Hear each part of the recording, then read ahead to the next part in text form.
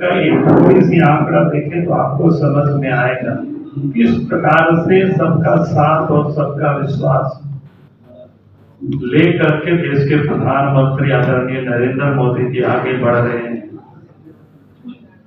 तो आप देखिए, जब तो यूपीए की गवर्नमेंट थी तो 2005 में मात्र टैक्स स्लैब जो था वो 1 लाख रुपया तक का, क्या बोलते उसको, इनकम टैक्स नहीं लगता था।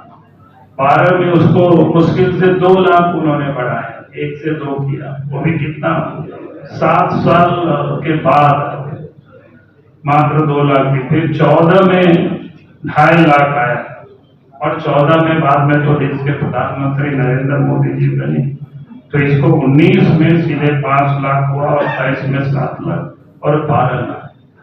यानी इससे जो नौकरी पेशा करने वाले लोग भी, जो सामान्य जो कैटेगरी थी जिसको बोलते हैं वो, इनको तो बहुत ही बड़ा राहत मिला। और साथ ही जो छोटे छोटे जो उद्यमी है उनको भी इससे बहुत बड़ी फायदा मिला।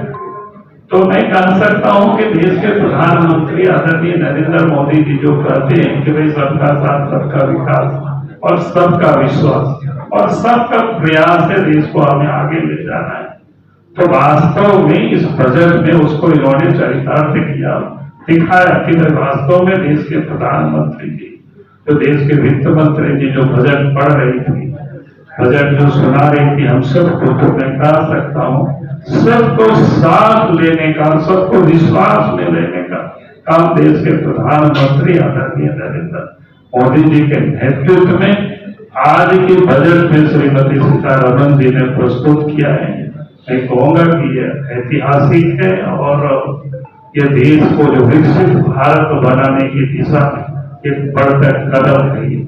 आम बजट में फिर अपने आप को ठगा महसूस पाया, क्योंकि इस राज्य में चुनाव जनादेश भारतीय जनता पार्टी के विपरीत आया, तो इस राज्य को कुछ नहीं मिला। 12 सांसद हैं इस राज्य से, 2 मंत्री हैं।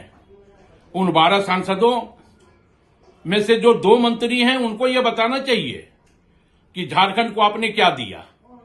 भारतीय जनता पार्टी फिर से एक बार झारखंड की जनता को छल दिया है, ठग दिया है।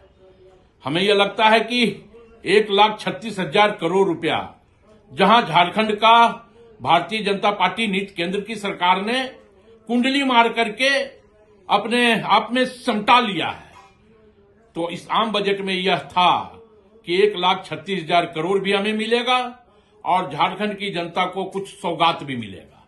लेकिन ना तो 1,36,000 करोड़ मिला और ना ही झारखंड को कुछ सौगात केंद्र की सरकार ने दी है। तो हमें यह लगता है कि चुनावी बजट है यह। बिहार में फिर से एक बार मेहरबानी हुई, पिछले बार भी मेहरबानी हुई थी क्योंकि बिहार में चुनाव है। तो कहीं ना कहीं यह आम बजट अगर चुनावी रूप से अगर बनता है तो हमें लगता है कि इसे आम बजट नहीं कहना चाहिए, इसे चुनावी बजट कह देना चाहिए।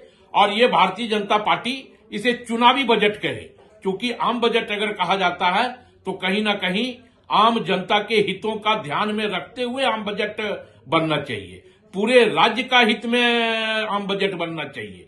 लेकिन यहां तो जिन राज्यों में चुनाव हैं वहां आम बजट का प्रभाव देखने को मिल रहा है, तो हमें यह लगता है कि इसे चुनावी बजट कहना ज्यादा उचित होगा, ज्यादा मुनासिब होगा।